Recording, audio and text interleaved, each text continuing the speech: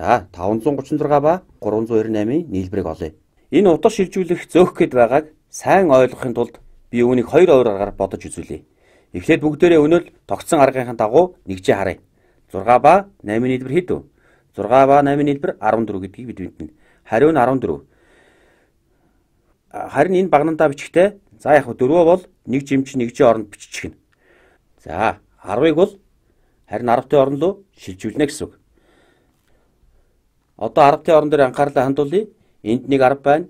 Энд 3 10 байна. Энд 9 10 байна. Нийлээд хэдэн 10 байна вэ? 13 10 байна.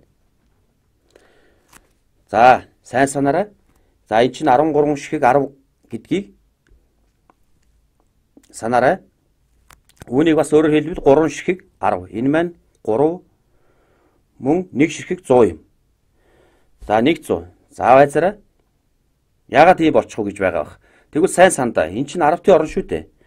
1 10, 3 10, 9 10 гэдэг маань үнэндээ бол 13 10 гэсэн үг. Хариу нь 130 гарч байна. Ингээд бүгдээрээ 30-ыг 10-ын оронд байгаа 3 маань 30 гэсэн үг. За 100 байгаа учраас 100-та 100-ын орон руу шилжүүлнэ. За тэгвэл энд нийт хэдэн 100 байна? За тооцоолъё. Энд 100 байна.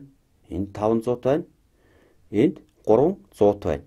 Нийлээд 900. За 900-та бичлээ. За тэгвэл одоо 100-100-аар нь бичээгүй л 100 маань 100 болно гэсэн үг. 100 болно. 500 маань 500 болно гэсэн үг.